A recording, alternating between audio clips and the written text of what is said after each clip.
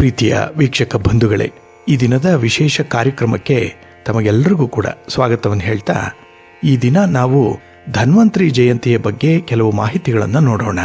ಧನ್ವಂತರಿ ಯಾರು, ಧನ್ವಂತರಿಯ ಕೊಡುಗೆ ಏನು, ಧನ್ವಂತರಿಯನ್ನು ಯಾಕಾಗಿ ನಾವು ಆರಾಧನೆ ಮಾಡಬೇಕು ಅನ್ನೋಂಥದ್ರ ಬಗ್ಗೆ ಕೆಲವು ಮಾಹಿತಿಗಳನ್ನು ಈಗ ತಿಳ್ಕೊಳ್ಳೋಣ. ಸಾಮಾನ್ಯವಾಗಿ ಭಗವಂತನಿಗೆ 10 ಅವತಾರಗಳು ಅನ್ನುವಂಥದ್ದನ್ನ ಹೇಳುವಂಥದ್ದಿದೆ. ಇಲ್ಲಿ ಮತ್ಸ್ಯ, ಕೂರ್ಮ, ವಾರಾಹ, ನಾರಸಿಂಹ, ವಾಮನ, ಪರಶುರಾಮ, ಶ್ರೀರಾಮ, ಶ್ರೀಕೃಷ್ಣ, ಬುದ್ಧ ಹಾಗೆ ಕಲ್ಕಿ, ಈ 10 ಅವತಾರಗಳನ್ನ ಭಗವಂತ ತಳೆದಿದ್ದಾನೆ ಅನ್ನುವಂಥ ಒಂದು ಮಾತು ಸರ್ವವಿದಿತವಾಗಿರುವಂಥದ್ದು. ಇದು ಈ ವೈವತ್ಸರ ಮನ್ವಂತರದ ದಶಾವತಾರಗಳು. ಅದಕ್ಕೂ ಹಿಂದಿನ ಮನ್ವಂತರದ್ದು ಭಗವಂತನ ಲೀಲೆಗಳಿದೆ, ಅವತಾರಗಳು ಕೂಡ ಇದೆ. ಅಲ್ಲಿ ವೇದವ್ಯಾಸ, ಕಪಿಲ, ಮಹೀದಾಸ, ದತ್ತಾತ್ರೇಯ ಹೀಗೆ ಒಟ್ಟು 23 ಅವತಾರಗಳನ್ನ ಹೆಸರಿಸಿದ್ದಾರೆ. ಇದರಲ್ಲಿ ಆಯುರ್ವೇದದ ಪ್ರವರ್ತಕ ಅನ್ನಿಸಿಕೊಂಡಿರುವಂಥ ಧನ್ವಂತರಿ ಅವತಾರವೂ ಕೂಡ ಒಂದು. ಇಲ್ಲಿ 16 ಜನರ ಸ್ಮರಣೆಯಿಂದ ರೋಗ ಪರಿಹಾರ ಆಗತ್ತೆ ಅನ್ನುವಂಥದ್ದನ್ನ ನಮ್ಮ ಅನೇಕ ಪುರಾಣಗಳಲ್ಲಿ ಹೇಳಿದ್ದಾರೆ.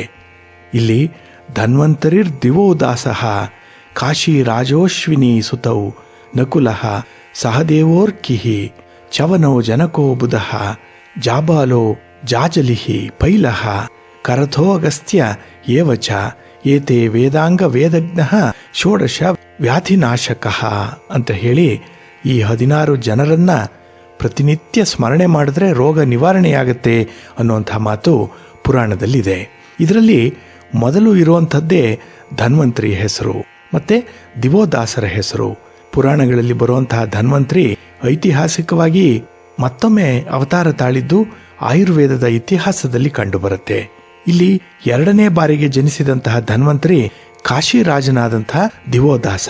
ಇಲ್ಲಿ ಉತ್ತರ ಭಾರತದಲ್ಲಿ ಮತ್ತೆ ದಕ್ಷಿಣ ಭಾರತದಲ್ಲಿ ಈ ಧನ್ವಂತರಿಯ ಬಗ್ಗೆ ಸ್ವಲ್ಪ ಜಿಜ್ಞಾಸೆ ಇದೆ. ಏನಂತ ಹೇಳಿದ್ರೆ, ದಿವೋದಾಸ ಧನ್ವಂತರಿ ಕಾರ್ತೀಕ ಮಾಸದ ಕೃಷ್ಣ ಪಕ್ಷದ ತ್ರಯೋದಶಿ ದಿನ ಜನಿಸ್ತ ಅಂತ ಹೇಳಿದ್ರೆ, ಉತ್ತರ ಭಾರತದಲ್ಲಿ ಧನ್ವಂತರಿ ಜಯಂತಿಯನ್ನ ಧನತ್ರಯೋದಶಿ ಅಥವಾ ಧನ್ ತೆರಾಸ್ ಅಂತ ಹೇಳಿ ಕರೀತಾರೆ. ಇಲ್ಲಿ ಉತ್ತರ ಭಾರತದಲ್ಲಿ ಕಾರ್ತೀಕ ಮಾಸ ಆರಂಭ ಆಗುವಂಥದ್ದು ಹುಣ್ಣಿಮೆಯ ಮರುದಿನದಿಂದ, ಆದರೆ ದಕ್ಷಿಣ ಭಾರತದಲ್ಲಿ ಕಾರ್ತೀಕ ಮಾಸ ಆರಂಭ ಆಗುವಂಥದ್ದು ಅಮಾವಾಸ್ಯೆಯಿಂದ. ಹಾಗಾಗಿನೇ ಉತ್ತರ ಭಾರತದಲ್ಲಿ ಈ ಧನತ್ರಯೋದಶಿ ಅನ್ನುವಂಥದ್ದು ನವೆಂಬರ್ 5ನೇ ತಾರೀಕು ಆಚರಣೆಯಾಗಿದೆ. ಇದು ಗುಜರಾತ್ನಲ್ಲಿ ಹೆಚ್ಚು ಪ್ರಚಲಿತವಾಗಿರುವಂತಹ ಒಂದು ಆಚರಣೆ. ಆದ್ರಿಂದಲೇ ಕೇಂದ್ರ ಆಯುಷ್ ಇಲಾಖೆ ಈ ದಿನವನ್ನ ರಾಷ್ಟ್ರೀಯ ಆಯುರ್ವೇದ ದಿನ ಅಂತ ಹೇಳಿ 2016ರಿಂದ ಆಚರಣೆ ಮಾಡ್ತಾ ಇದೆ. ಹಾಗೆ ಇದು ದೀಪಾವಳಿ ಹಬ್ಬದ ನಡುವಿನ ತ್ರಯೋದಶಿ ಎಂದು ಘಟಿಸುವಂಥದ್ದು. ಆದರೆ ದಕ್ಷಿಣ ಭಾರತದಲ್ಲಿ ಈ ದಿನ ಅಂದ್ರೆ ನವೆಂಬರ್ 21ನೇ ತಾರೀಕು ಕಾರ್ತೀಕ ಮಾಸದ ಕೃಷ್ಣ ಪಕ್ಷದ ಈ ತ್ರಯೋದಶಿಯ ದಿನ ನಡೀತಾ ಇರುವಂಥದ್ದು. ಹಾಗಾಗಿ ಈ ಧನ್ವಂತರಿಯ ಜಯಂತಿ ಆಚರಣೆ ಉತ್ತರ ಮತ್ತೆ ದಕ್ಷಿಣ ಭಾರತಕ್ಕೆ 15 ದಿನಗಳ ವ್ಯತ್ಯಾಸದಲ್ಲಿ ನಡೆಯುವಂಥದ್ದಾಗತ್ತೆ. ಹಾಗೆ ಈ ಧನ್ವಂತರಿ ಆರಾಧನೆಯಿಂದ ಆಯುಷ್ಯ ವೃದ್ಧಿ ಆಗತ್ತೆ ಅಂತ ಹೇಳ್ತಾರೆ. ಏಕೆಂತ ಹೇಳಿದ್ರೆ ಧನ್ವಂತರಿ ಹಿಂದೂ ಸಂಪ್ರದಾಯದಲ್ಲಿ ವಿಷ್ಣುವಿನ ಒಂದು ಅವತಾರ. ವೇದಗಳಲ್ಲಿ ಪುರಾಣಗಳಲ್ಲಿ ದೇವತೆಗಳ ವೈದ್ಯ ಈ ಧನ್ವಂತರಿ ಅಂತ ಉಲ್ಲೇಖ ಇದೆ. ಆದ್ರಿಂದಲೇ ಆಯುರ್ವೇದದ ದೇವತೆ ಕೂಡ ಧನ್ವಂತರಿಯೇ. ಹಿಂದೂ ಸಂಪ್ರದಾಯದಲ್ಲಿ ಆರೋಗ್ಯ ಬಯಸುವಂಥವರು ಧನ್ವಂತರಿಯನ್ನ ಪ್ರಾರ್ಥನೆ ಮಾಡುವಂಥದ್ದು ಸರ್ವೇ ಸಾಮಾನ್ಯ. ಆದ್ರಿಂದಲೇ ಪ್ರತಿ ವರ್ಷ ಕಾರ್ತೀಕ ಬಹುಳ ತ್ರಯೋದಶಿಯ ದಿನ ಹಿಂದೂ ಸಮಾಜ, ಆಯುರ್ವೇದ ಶಿಕ್ಷಣ ಸಂಸ್ಥೆ ಮತ್ತೆ ಬೇರೆ ಬೇರೆ ಆರೋಗ್ಯ ಸಂಬಂಧಿ ಕೇಂದ್ರಗಳಲ್ಲಿ ಧನ್ವಂತರಿ ಜಯಂತಿ ಆಚರಣೆಯನ್ನ ಮಾಡ್ತಾ ಇದ್ದಾರೆ. ಧನ್ವಂತರಿ ಪೂಜಾ ಮಹೋತ್ಸವದ ಸಹಿತವಾಗಿ ಇದು ಪ್ರಾಮುಖ್ಯತೆಯನ್ನು ಪಡ್ಕೊಂಡಿರುವಂತಹ ಒಂದು ವಿಶೇಷ ದಿನ. ಹಾಗಾಗಿನೇ ಭಾರತೀಯ ವೈದ್ಯ ಪದ್ಧತಿಯ ಮೊದಲ ವೈದ್ಯ ಯಾರು ಅಂತ ಹೇಳಿದ್ರೆ ಅದು ಧನ್ವಂತರಿ ಅನ್ನುವಂಥ ಒಂದು ಪ್ರತೀತಿ ಇದೆ. ಹಾಗೆ ವೈದಿಕ ಸಂಪ್ರದಾಯದ ಪ್ರಕಾರ ಧನ್ವಂತರಿ ಆಯುರ್ವೇದದ ಹರಿಕಾರ. ಹಿಂದೂ ಸಂಪ್ರದಾಯದಲ್ಲಿ ಹಲವು ಸಸ್ಯಗಳ, ಗಿಡಮೂಲಿಕೆಗಳ ಪಾರಂಪರಿಕ ಬಳಕೆ ಏನಿದೆ, ಇದರಿಂದ ಔಷಧವನ್ನು ತಯಾರಿಸಿದಂತಹ ಕೀರ್ತಿ, ಗೌರವ ಧನ್ವಂತರಿಗೆ ಸಲ್ಲತ್ತೆ.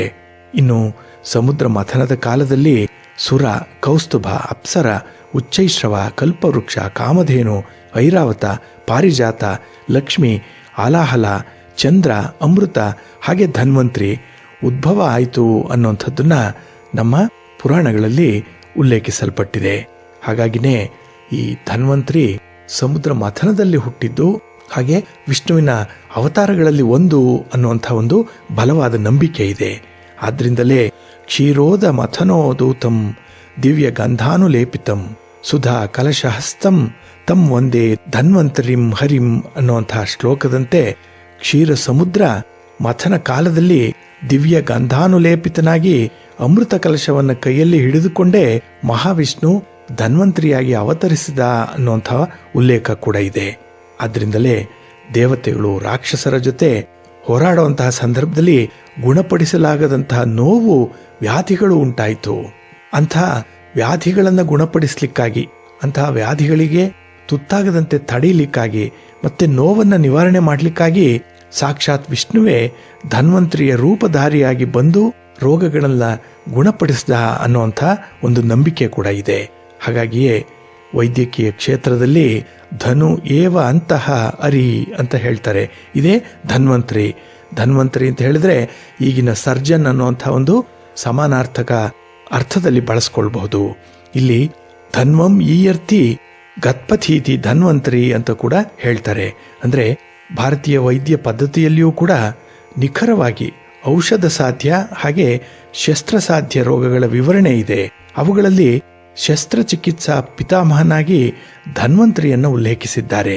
ಧನ್ವಂತರಿ ತನ್ನ ಶಿಷ್ಯ ವರ್ಗಗಳಿಗೆ ಶಸ್ತ್ರಚಿಕಿತ್ಸೆಯನ್ನು ಹೇಗೆ ಮಾಡಬೇಕು, ಹಾಗೆ ಅದಕ್ಕೆ ಔಷಧೋಪಚಾರಗಳೇನು ಅನ್ನುವಂಥದ್ದನ್ನ ಉಪದೇಶ ಮಾಡಿದ್ದಾನೆ ಅನ್ನುವಂಥ ಒಂದು ನಂಬಿಕೆ ಇದೆ. ಆದ್ರಿಂದಲೇ ಸುಶ್ರುತಾಚಾರ್ಯರು ಶಸ್ತ್ರಚಿಕಿತ್ಸಾ ಪಾರಂಗತರಾದರೆಂದು ಹೇಳಲಾಗ್ತಾ ಇದೆ. ಅವರನ್ನ ಪ್ಲಾಸ್ಟಿಕ್ ಸರ್ಜರಿ ಅಥವಾ ಕಸಿಯ ಪಿತಾಮಹ ಅಂತ ಹೇಳಿ ಕೂಡ ಕರೀತಾರೆ. ಆ ಕಾಲಕ್ಕೆ ಯಾವುದೇ ವೈದ್ಯಕೀಯ ಸಲಕರಣೆಗಳಿಲ್ಲದಂತಹ ಸಂದರ್ಭದಲ್ಲೂ ಕೂಡ ಶಸ್ತ್ರಚಿಕಿತ್ಸೆಯನ್ನು ಯಶಸ್ವಿಯಾಗಿ ಮಾಡಿದ್ರು ಈ ಸುಶ್ರುತರು ಅನ್ನುವಂಥ ಉಲ್ಲೇಖ ಇದೆ. ಎಲ್ಲ ಔಷಧಿಗಳ ಪಿತಾಮಹ ಅಂತ ಹೇಳಿ ಅನ್ನಿಸ್ಕೊಂಡಿರುವಂಥವನು. ಹಾಗಾಗಿನೇ ಇಂತಹ ಧನ್ವಂತರಿಯನ್ನ ಪ್ರತಿನಿತ್ಯ ಪ್ರಾರ್ಥನೆ ಮಾಡಿ ಕಾರ್ಯವನ್ನು ಆರಂಭ ಮಾಡಿದ್ರೆ ದಿನ ಇಡೀ ಶರೀರದಲ್ಲಿ ಚೈತನ್ಯ ಉಳ್ಕೊಂಡಿರುತ್ತೆ.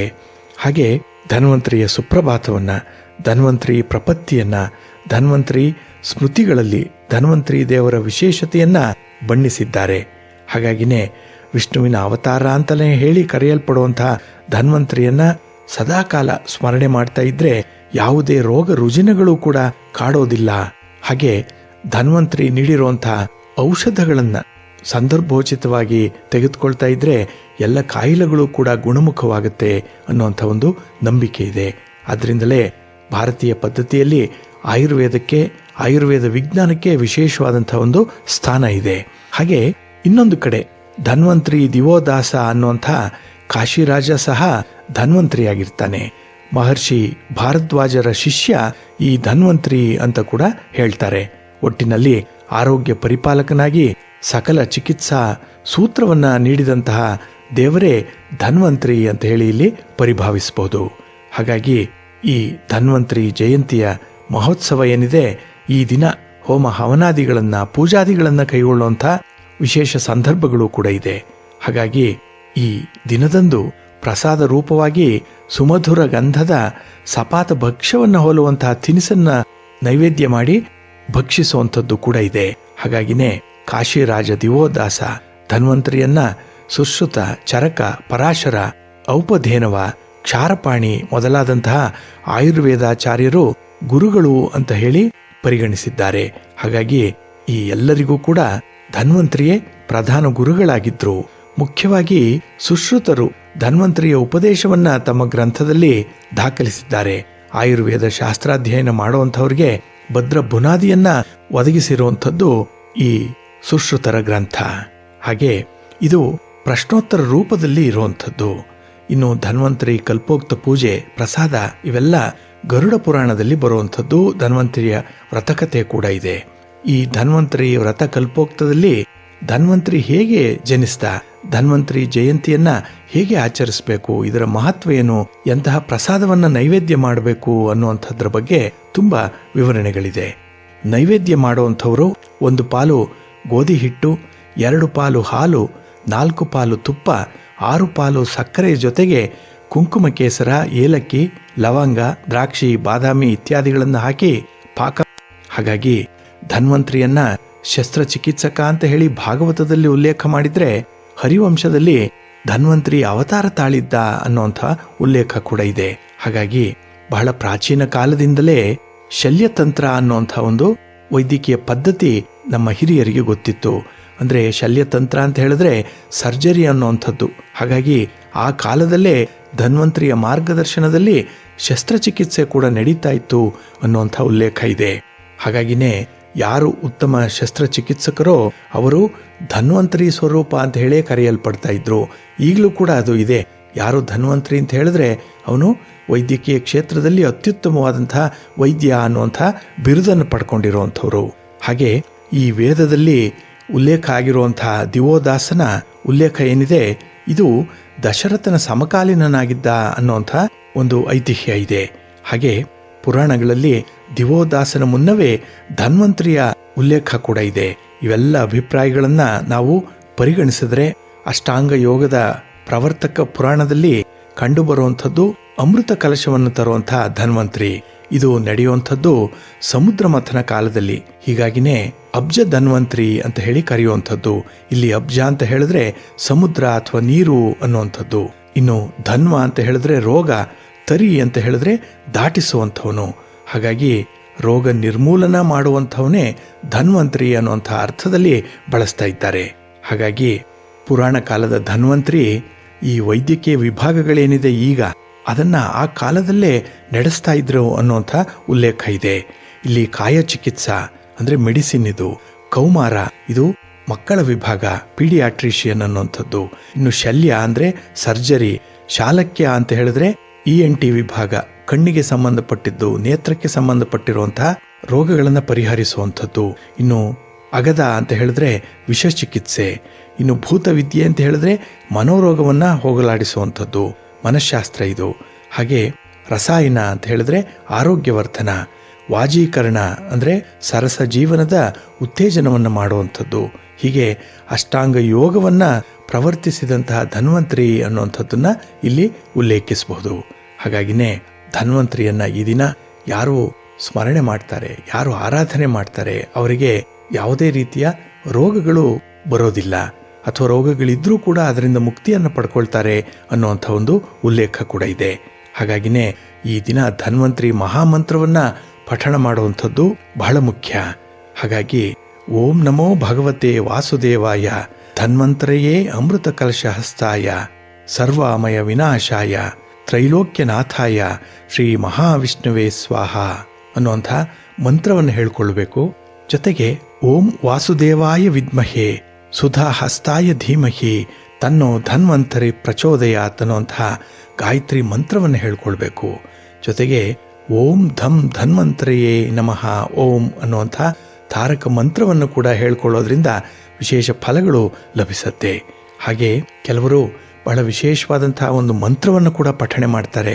ಅದೇನೆಂದರೆ ಓಂ ನಮೋ ಭಗವತೆ ಮಹಾ ಸುದರ್ಶನಾಯ ವಾಸುದೇವಾಯ ಧನ್ವಂತರಯೇ ಅಮೃತ ಕಲಶ ಹಸ್ತಾಯ ಸರ್ವಭಯ ವಿನಾಶಾಯ ಸರ್ವರೋಗ ನಿವಾರಣಾಯ ತ್ರೈಲೋಕ್ಯ ಪತೆಯೇ ತ್ರೈಲೋಕ್ಯ ನಿಧಯೇ ಶ್ರೀ ಮಹಾವಿಷ್ಣು ಸ್ವರೂಪ ಶ್ರೀ ಧನ್ವಂತರಿ ಸ್ವರೂಪ ಶ್ರೀ ಶ್ರೀ ಶ್ರೀ ಔಷಧ ಚಕ್ರ ನಾರಾಯಣ ಸ್ವಾಹ ಶ್ರೀ ಅನ್ನುವಂಥ ಮಂತ್ರವನ್ನು ಪಠಣ ಮಾಡಿಕೊಳ್ಳೋದ್ರ ಮೂಲಕ ಈ ದಿನ ಧನ್ವಂತರಿ ತಮಗೆಲ್ಲರಿಗೂ ಕೂಡ ಆರೋಗ್ಯವನ್ನು ದಯಪಾಲಿಸಲಿ.